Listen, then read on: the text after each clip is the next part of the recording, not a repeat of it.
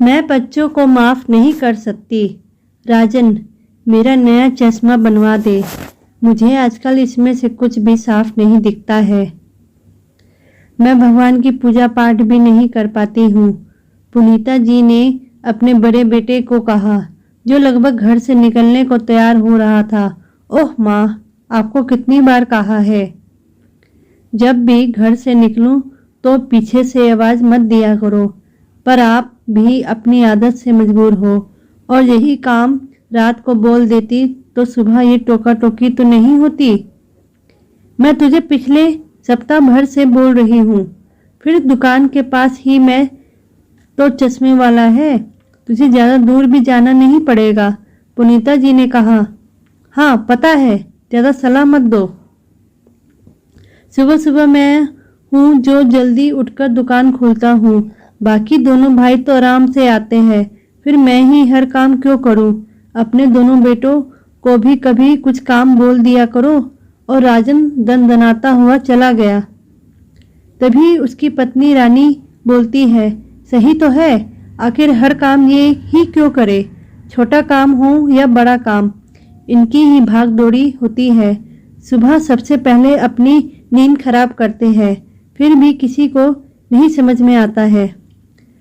हमेशा की तरह सब सुनकर चुप रहने की बारी पुनीता जी की ही थी। जब अपना ही बेटे ही हर बात का उल्टा जवाब दे, ताने दे, तो फिर बहू से कुछ भी कहने का कोई मतलब ही नहीं है। तभी शोरगुल सुनकर मंझला बेटा मुकेश आता है। क्यों माँ, सुबह सुबह घर में हल्ला मचा रखा है। रात को सबसे आखिर में दुकान बंद करके मैं आता हूँ और मुझे कोई अपनी नींद भी पूरी नहीं करने देता। रात तक दुकान में खटते रहो और घर आकर भी चिक चिक सुनो। मुकेश की बात पूरी नहीं हुई थी कि उसकी पत्नी रोशनी बीच में ही बोल पड़ती है। घर में किसी को मतलब नहीं है। अरे एक यही तो है जो रोज रात को देर तक दुकान पर रहकर ग्राहकी संभालते हैं और इन्हें ही सोने नहीं दिया जाता है। माँ जी, आपका चश्मा नहीं हुआ कोई चुनावी मुद्दा हो गया जिस पर रोज हल्ला मच जाता है। अपने छोटे बेटे से कहिए, जो देर रात तक सोया पड़ा रहता है और रात को भी सबसे पहले दुकान का काम छोड़कर भाग आता है। जो करता है वो ही मरता है। रोशनी ये कह के कमरे में चली जाती है। पुनीता जी भुचक्की सी खड़ी रहती। एक चश्मे के लिए बेटे बहू इतना सुना देंगे, उन्हें यकीन नहीं हो रहा था। अपनी ममता का ये हश्र देखकर वो दुखी हो रही थी। आखिर उन्होंने अपने बेटे के लालन पोषण में क्या कमी रख दी थी जो उन्हें आज ये सब सुनना पड़ रहा है। माँ का जरा सा काम उनसे नहीं हो रहा है या वो इस काम को टालना चाह रहे हैं। तीनों एक दूसरे पर काम थोपकर खुद मुक्त होना चाह रहे थे। वो ये सब सोच ही रही थी कि सबसे छोटा बेटा रमेश भी उठकर आ गया। माँ, आपको कितनी बार कहा है, रोज रोज घर में तमाशा मत किया करो। अब देखो ना, आपने भैया, बीच वाले भैया और मुझे भी परेशान कर रखा है। ये दोनों तो सिर्फ सुबह दुकान खोलते और रात को बंद करते हैं। कंप्यूटर का सारा हिसाब किताब तो मैं ही करता हूँ। रात तक लगा रहता हूँ, मेरा दिमाग थक जाता है और आपको इस चश्मे की पड़ी है। और वो हाथ से छीनकर चश्मा फेंक देता है। पुनीता जी उसकी इस हरकत से परेशान हो जाती है। तीनों बेटे उन्हें परेशान करने का कोई मौका नहीं छोड़ते हैं। आखिर एक माँ को ये सब दिन देखने से पहले भगवान अपने पास बुला क्यों नहीं लेता है। तभी उनकी नज़र अपने पति की तस्वीर पर पड़ती है तो वो उससे देखकर और तेज से रोने लगती है। आप मुझे अपने साथ क्यों नहीं ले गए, मुझ विधवा को भरे जमाने में अकेला क्यों छोड़ गए। रोते रोते उनकी आंखें लग गई। तभी सबसे छोटी बहू दीपाली आती है। ये लो, ये तो सोई पड़ी है, अब रसोई कौन बनाएगा। सबको भूख लग रही है, इन्हें तो कोई काम है नहीं, पर हमें तो अपने बच्चों को भी संभालना पड़ता है, इन पर तो कोई जिम्मेदारी नहीं है। पुनीता जी की नींद खुली और वो उठकर रसोई में चली गई। तीनों बेटे उनके पति की दुकान संभालते हैं और तीनों बहुएं घर पर बच्चों को देखती है और उन्हें इस उम्र में भी रसोई देखनी होती है। इतने लोगों को खाना बनाना होता है। तभी बड़ी बहू रसोई में आती है। जरा जल्दी जल्दी हाथ चलाइए, सुबह का सारा समय तो आपने नौटंकी करने में गंवा दिया। अब सबके खाने का समय हो गया है। थोड़ी देर बाद ये लोग भी दुकान से आते ही होंगे। पुनीता जी ने खाना बना दिया।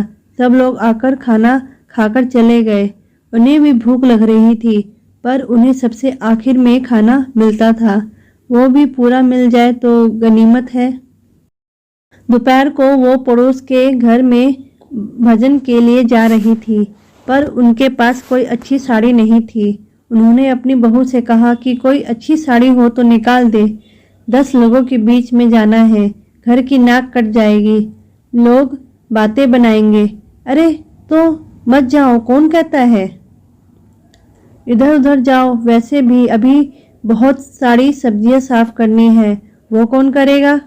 मुझे तो बच्चों को स्कूल से लाना है और पढ़ाना भी है। साड़ी मेरे पास नहीं है, अपने बेटों से मांगो, मैं थोड़ी ना कमाने जाती हूँ। पुनीता जी मन मसोक कर रह गई। उनकी जिंदगी नरक से कम नहीं थी। सुबह से लेकर रात तक बेटे बहू की सुनो, फिर दिन भर घर के काम में लगे रहो। उनकी स्थिति नौकरानी से भी बदतर बना रखी थी। वो तो सोचा करती थी तीनों बेटे हैं, बुढ़ापा आसानी से कटेगा। लेकिन वो गलत थी। उन्होंने ही अपने तीनों बेटों को बड़े लाड प्यार से पाला था। उनकी गलती पर भी कभी उन्हें नहीं डांटा, जिससे वो बदतमीज हो गए थे। उनकी हर इच्छा पूरी की, उन्हें उनके मन की करने दी, जिस कारण वो आज अपनी विधवा माँ की जरा भी कदर नहीं करते थे। पुनीता जी जब तक सुहागन थी, उनकी घर में बड़ी चलती थी। पति रूपचंद की बड़ी सी दुकान कपड़ों की थी। उसमें तरह तरह की साड़ियाँ मिलती थी। दुकान का काम काफ़ी बढ़ चुका था, इसलिए बेटे पढ़ाई पूरी करके घर की दुकान में ही एक एक करके जुटते रहे। उनकी 3 मंजिला दुकान का बहुत नाम था और वहाँ पर मिलने वाली साड़ियाँ भी हर जगह जाती थी। यह बात अलग है कि जिनके पति ने वो दुकान खोली थी, उन्हीं की पत्नी को आज एक साड़ी के लिए तरसना पड़ रहा था। पति रूपचंद की मौत के बाद तीनों बेटे उसी में जम गए थे और अपनी पत्नियों के बहकावे में आके माँ के साथ दुर्व्यवहार करने लगे थे। एक दिन घर की घंटी बजी। रिश्तेदारों के यहाँ से शादी का कार्ड आया था। सुनो जी, चाचा जी के बेटे की शादी है, मैं तो जरूर जाऊंगी और हाँ, मैं भी चलूंगी। सबने अपनी सहमति की तो सब जाने के लिए राजी हो गए, पर हम सब चले जाएंगे तो पीछे दुकान कौन संभालेगा? दुकान पर रघु को रख देंगे, वैसे भी रघु हमारा नौकर सब संभाल लेगा और घर पर आपकी मम्मी रह लेगी। अब ये तो विधवा है, भला शुभ काम में जाकर क्या करेगी? सभी इंतजाम करके तीनों बेटे बहू बच्चों समेत इस पारिवारिक शादी में चले गए। पुनीता जी का भी मन बहुत था। आखिर वो भी जाती तो अपने ससुराल वालों से मिल पाती। शादी के बहाने ही एक दूसरे से मिलना हो जाता है। तीनों बेटे बहू के जाने के बाद अचानक से एक दिन पुनीता जी का भाई घर पर आया तो उन्होंने अपनी आप बीती सुनाई। पुनीता जी, मुझसे आपकी हालत देखी नहीं जा रही है। कैसे बेटे हैं? माँ का एक चश्मा नहीं बनवा सकते। घर की साड़ियों की दुकान है और माँ को एक साड़ी लाकर नहीं दे सकते। आपने मुझे बताया क्यों नहीं? जीजा जी के जाने के बाद ये कुछ ही महीनों में आपका क्या हाल हो गया है? वैसे दुकान तो जीजा जी के नाम पर थी, तो उनके जाने के बाद ये दुकान आपकी होगी, तो आपने बेटे को उनकी मनमर्जी क्यों करने दी? भैया, मुझे तो इसकी जानकारी भी नहीं है और ना ही मैंने इतना सोचा है। मुझे कुछ पता भी नहीं है। घर के कागजात और दुकान के कागजात घर पर ही रखे हैं, पर मैंने तो कभी खोलकर देखी ही नहीं। मन में यही बैठा था कि इनके जाने के बाद ये दुकान और ये घर तो बेटों का ही हो जाएगा, क्योंकि बेटे ही तो वारिस होते हैं। मैं तो अपने आप को भूल ही गई थी। जी, आप मुझे घर के और दुकान के कागज दिखा सकती है? पुनीता जी ने अपने पुराने बक्से से कुछ फाइलें निकालकर भाई को दिखा दी, जो उन्होंने कभी खोलकर देखना जरूरी नहीं समझा। मेरी भोली भाली जीजी, महीनों से बेटे बहुओं के ताने सुन रही हो, खुद की हालत कितनी बुरी बना रखी है। इन कागज में साफ साफ लिखा है कि जीजा जी के जाने के बाद ये घर और बड़ी सी दुकान आपके नाम पर है।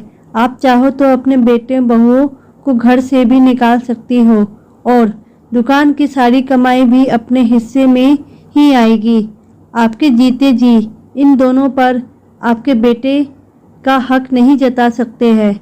ये सुनते ही पुनीता जी का चेहरा खिल गया। उनमें नई उमंग आ गई। उनके भाई ने उन्हें कुछ बातें समझाई और वो चले गए।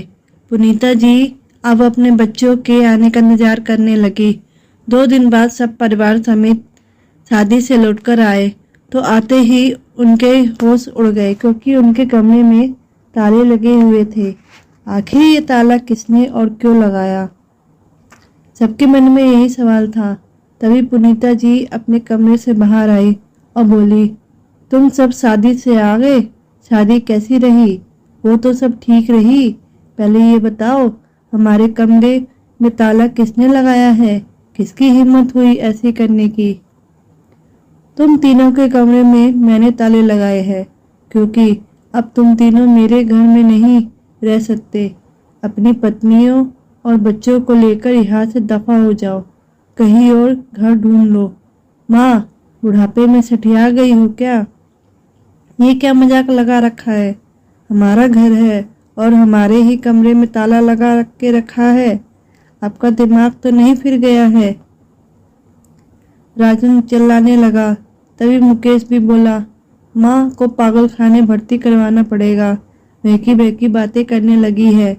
छोटा वाला रमेश भी बोला, हाँ माँ, सुबह सुबह फिर से तमाशा शुरू कर दिया है।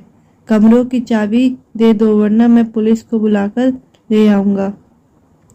तभी पुनीता जी चिल्लाकर बोली, तुम तीनों चुप करो, जरा भी माँ से बात करने की तमीज नहीं है।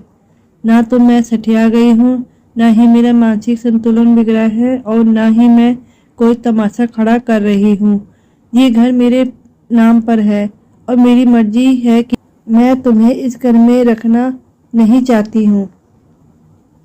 तुम तीनों के पिताजी के जाने के बाद ये घर और ये दुकान की मालकिन मैं हूँ और अब मेरी मर्जी चलेगी। तुम लोग अपने रहने का और कहीं और इंतजाम कर लो और दुकान पर मैंने नए बंदे रख लिए हैं।